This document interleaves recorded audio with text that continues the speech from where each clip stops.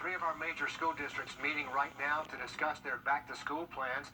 One is underway as we speak in Richmond County, and on your sides, Nick Proto joins us to tell us more about that meeting. Nick, what can you tell us about what's happening with these school districts? Well, the Richmond County School Board meeting just got started a few minutes ago. Discussion about reopening is item number 19 on their agenda. They just got started, so kind of a long way to go till then. 2 weeks ago, they announced their first reopening plans. Parents can opt to have their students learn from home. The deadline to register for that is Monday, July 20th. If parents choose to have their students come to school, they'll do traditional learning Monday through Thursday and then remote learning on Fridays. Aiken County schools are set to meet tonight as well at 6 o'clock. Their task force will present the plan to the board. We showed you that plan last week, and we'll show it to you here again. In phase 1 of that plan, students are separated into groups and will only come to class once a week. In phase 2, 2nd through 12th graders have class in person twice a week. Younger kids will go 3 times a week. In phase 3, those younger kids will go to school 5 times a week, and the older students 4 days. Phase 4 is back to school as normal. Parents can also have the option for their students to work virtually. The school district hasn't said yet what phase the district will be in come the first day, August 17th. And Columbia County has a list of frequently asked questions on their website. I sifted through those and found some key points. The deadline to register to learn from home was July 1st. If you chose that option, you should receive an email with the schedule by August 3rd. Students will have to stick with their chosen model for the first 9 weeks for elementary and middle school, the first semester for high schoolers. We ask school leaders if parents don't feel comfortable with their kid's situation, can they change it? We haven't heard back on that, but their FAQ page only says this: if the spread worsens, students can switch to learn from home. Masks at school will not be required, and they will not be provided by the school if students don't have one. I've asked each of the districts their best way for parents to get their questions answered. We haven't heard back from them about a point person or phone number yet, but we put something together on our website, Wrdw.com. Our team's keeping an ear on all of our local board meetings, and I'll be back with the latest every half hour or if any big decisions are made. Yeah, keep us in the loop. Decision time right now for a lot of parents. Nick, thank you. New this afternoon, a Richmond County deputy is fired after the sheriff's office says he released sensitive information to News 12 anchor and I-Team reporter Meredith Anderson. The sheriff's office says Deputy Marlon Campbell violated county policy. The release says Campbell shared information that may impair the sheriff's office ability to successfully prosecute cases. The sheriff's office says an investigation began after documents and videos were given to the media without authorization. The Internal Affairs investigation says Campbell assessed several documents through two law enforcement databases. Internal Affairs investigators say Campbell denied he had been giving anything to the media, but failed a polygraph test and later admitted to sending out information. News 12 General Manager Mike Oates says, quoting here, as a news organization, our journalists have a number of sources to whom they reach out and a number of sources who reach out to them. It is not our practice to divulge any source who wishes to remain confidential. Now taking a look at cases and disease. Senator Lindsey Graham met with hospital administrators in South Carolina today. He says health workers are struggling as they try to keep up with these rising cases. Senator Graham mentioned wanting to get the kids back in the classroom next month, and he says the state can reopen safely, but we all have a role to play. But every South Carolinian has the ability to affect the outcome of this disease. Every South Carolinian has the ability to reduce the infection rate. Here's the question: are you doing your part? Senator Graham says if people do common sense things like social distancing and wearing a mask, it would be a godsend for those on the front lines in our hospitals. Local ICUs nearing capacity while daily reported cases continue to break records here and across the nation. Our local doctors reminding us that COVID does not affect all communities the same way. Sarah Cummings has a case breakdown and how hospitals are preparing for another surge. COVID hospitalizations are up. In fact, local ICUs are near capacity. But when we look at the number of hospital stays compared to the overall confirmed COVID cases, that rate is not alarming, according to local doctors.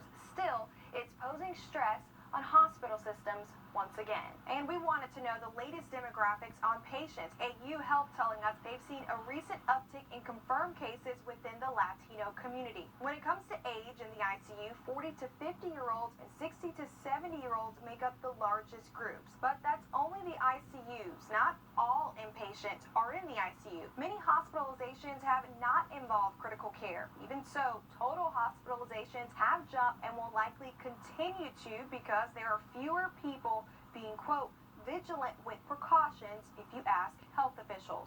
University Hospital says it's already dedicating additional floors and units at the Somerville campus to maximize room and bed space. At AU, a similar story. They have 3 COVID wards open now, but plan to open more in the coming weeks if needed. Right now, it's much like a busy flu season. So during flu season, hospitals start filling up to capacity. The ICUs get a little stretched. We start seeing facilities go on diversion. And this is like a really busy, bad middle of the flu season right now in the summer. Health officials continue to stress wearing masks, saying it could change case trends and hospital capacity, adding they want to reduce the stress on our hospital systems. In Augusta, I'm Sierra Cummings on your side. Sarah, thanks. To weather now, and yeah, we've got double gas coming up. This man is now charged with murder for allegedly setting a house fire that killed a 10-year-old boy. According to an incident report, Brian Buden Jr. also set his parents' house on fire over the weekend. A witness told deputies that Buden Jr. was standing in front of the home watching it burn. The incident report shows Buden Jr. admitted to the fire at his parents' house. This is our first look at the house in Warrenville where 10-year-old Kason Adams died. We're told he was spending the night with a friend when the fire started. Buden is being held at the Aiken County Jail. 2 people are injured. 1 is dead in connection to a shooting in Augusta early this morning. Richmond County deputies investigating the death of a 23-year-old Aiken man who was found in a car on Service Drive. That's just off Millage Road. The coroner says Marquand Doyle was pronounced dead just after 3:30 this morning. 2 teenagers were also shot. They're in the hospital, but they are expected to survive.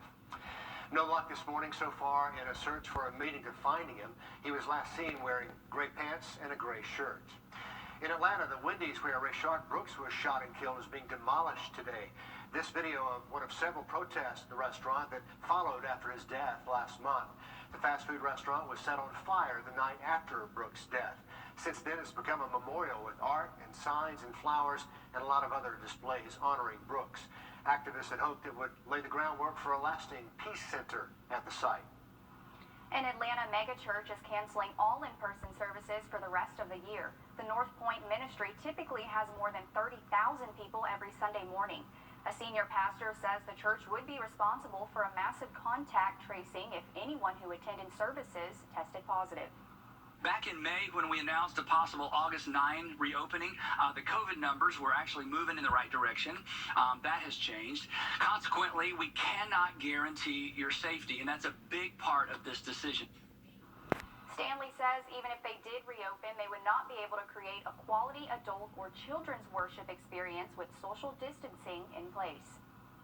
An Atlanta school district says if kids head back to class, the students and drivers should wear masks on the bus. Fulton County school leaders say it'll be important to keep students and drivers safe in the vehicles upon returning to school. Students are expected to wear masks while riding our school buses. And this is due to the inability to socially distance on the bus. We know parents may make other choices, so parents and students may choose to have students ride bikes, walk to school, or drive to school. We know those are all potential options that parents are considering. The buses will also be sanitized before and after each trip. The district plans to move to assigned seating at some point during the first semester. They say that'll help them with contact tracing should someone become infected. And this is the time of year we usually begin to hear about back-to-school drives ahead of the new school year. But the pandemic has changed all of that. Instead of the traditional back-to-school backpacks and pencils, one nonprofit out of Aiken is preparing kids for the school year with COVID essentials.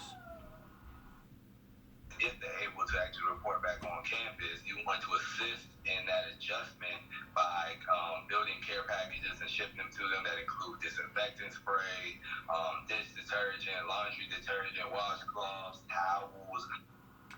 To Tim Bailey says they won't be able to reach as many students this year because of the pandemic. The annual Spring Myrtle Beach bike ride. The job losses are tough right now, and women are more likely to lose a job during the pandemic. Why they're hit the hardest, and what you can do. Look at Drive this evening if you're fired for the rest of the week. Coming up.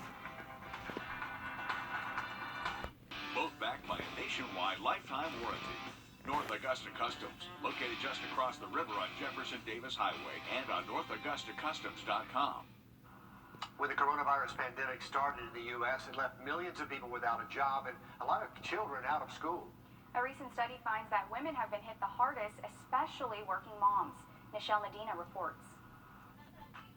T. Lopez has been in entertainment for 20 years as a singer, TV host, and now podcaster. Put your shoes on. But when the coronavirus hit and schools closed, the mother of two added teacher to her duties. Yes. We've just all got to survive, and that's what I feel like it's been. It's been survival mode. Her husband also has a full-time job, and they're expecting another child. Keeping up with her own job during the pandemic got a lot harder. There were times when I would wait until they went to sleep, but then I'm exhausted trying to work. A USC study finds she's not alone. 1 in 3 working moms reported being the main caregiver in a two-parent household. That's compared to 1 in 10 working fathers. I was not surprised to see that women were doing more of the care. Study author and working mom Hema Zamoro found women were also more likely to lose jobs during the pandemic. Female employment dropped 13 percentage points between March and early April, compared to 10 percentage points for men. Once women hit the labor force, it's very hard to come back. The majority of women surveyed also reported reducing their work hours to take care of their kids. With the stress of juggling it all, there's a rise in depression and anxiety. I think in this quarantine time, I've given myself more permission to just, I can't do it today. Check, check. Lopez is taking it one day at a time. She's still working from home, but is focusing on the quality time she gets with her daughters. I was in there. As she prepares for the family's new addition. And if schools cannot reopen this fall, Zamero fears women will face even more psychological distress, and that could also affect their children. So some people, some families especially, in a tough place right now. Definitely. I think this video just goes to show that moms are superheroes. They just do it all. Moms are amazing, no doubt about it. Let's have a look outside as we look at Wheeler Road. Next couple of afternoons just can't rule out kind of the activity we saw today with just a few pop-up storms. Friday looking just sunny and hot, and then by the weekend, we finally start to shift our pattern a little bit more conducive for some storms later this weekend. We'll have more on that towards the end of the show. Thanks, Riley. Well, a birthday in the hospital is not what a local 6-year-old wanted, but we'll show you how the community made her feel like a princess anyways.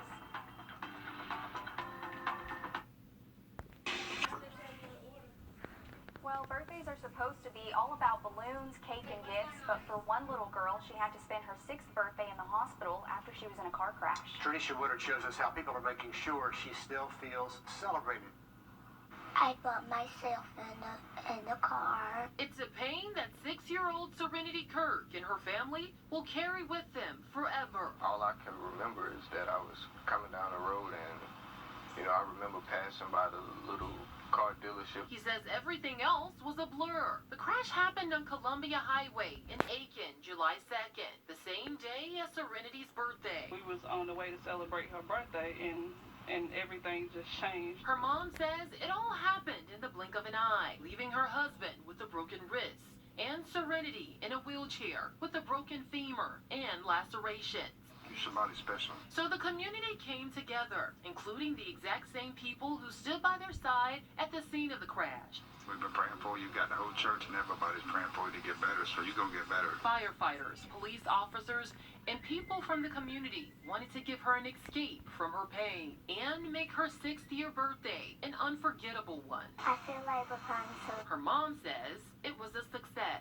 She is so excited. All the amazing gifts, the Barbies, the videos, that is so amazing. I appreciate everybody for doing that. We love y'all. I'm happy.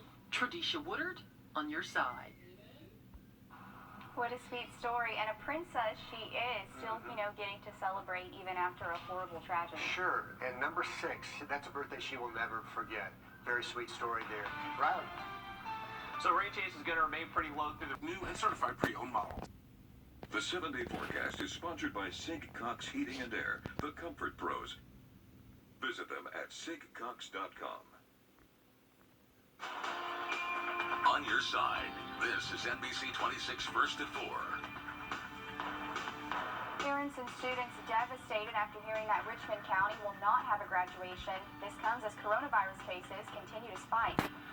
But first, 3 of our counties meeting over the next several hours to look at reopening plans for the upcoming school year. And that is big news around here during coronavirus. Richmond County started a meeting right around 4 o'clock this afternoon. The agenda doesn't exactly spell out what exactly they'll be covering, but Nick Proto has been speaking with school leaders and combing through all those plans, and he's also listening in on those meetings. He joins us now with what we know. Nick. Well, an update to reopening schools is about number 18 or 19 on the committee's agenda for this evening. At last check, they were on item 5, so they still have a little ways to go before then. 2 weeks ago, the district announced their original plans for reopening. Parents, you have until Monday the 20th to decide if you want your students to do learning from home or send them back to school. If you choose to send them to school, they'll learn in the classroom Monday through Thursday and then remotely on Fridays. Columbia County has their meeting in an hour. The deadline for parents to register for learning from home was July 1st. Aiken County meets tonight at 6 o'clock. The Coronavirus Task Force is presenting their 4-phase plan to the board for approval. We'll have updates on those meetings at the top of every half hour. Well, we're going to take a look over Wheeler Road right now. Looks Tad. We'll take a look at that coming up in that full forecast in just a little bit. Riley, thanks a lot. We've been hearing a lot from students today after Richmond County Schools canceled graduation. Instead, they'll be holding virtual ceremonies and drive-thrus for students to pick up their diplomas. And seniors across the district are not happy with that. Sydney Heiberger is live now in downtown Augusta, where some students are protesting this decision. Sydney? And Zaina, it's not just students. Parents are here. Relatives are here. I'm going to step out of the way and show you. I'm counting at least about 50 people right now, some holding signs saying 12 years for a drive-through, we deserve better, 2020 strong, and their argument here is that other counties and districts have held socially distanced graduations outside following CDC guidelines, and they want the same. Graduation was supposed to be held at the James Brown Arena next week, and aside from all the money they say that these students have spent on prom that never happened, now they're saying they've lost money on their cap and gowns. Some even say they have relatives coming from out of town for the occasion. Seniors from Hepzibah High tell me they feel the district waited too long to hold the ceremonies, knowing that the numbers would likely increase. Aiken and Columbia counties already had their graduation ceremonies outdoors last month, and students here feel they could safely do the same. We all showed up here with a mask on. We completely understand the seriousness of the situation, but at the same time, we deserve more than a drive-through. We can still follow the CDC guidelines in the auditorium and still be spaced out and, you know, have sanitation checkpoints and whatnot, and still celebrate together as a community. Now, of course, the district says their reasoning for canceling graduation here is because of the recent spike in COVID cases. They're moving to drive-through ceremonies, and we have specific information about the dates and times of those drive-throughs up on our website, wrdw.com. Guys? Tough year for the class of 2020. Sydney, thanks for the live update there from Broad Street. So let's have a look. More than 10,000 total, including forces overseas. In response, the military is putting more restrictions in place. Only 3 service members have died from the virus. Less than a month after welcoming visitors back, Hong Kong Disneyland is closing down again. There's an uptick in coronavirus cases in Hong Kong, and Disney is falling in line with the city's added prevention measures.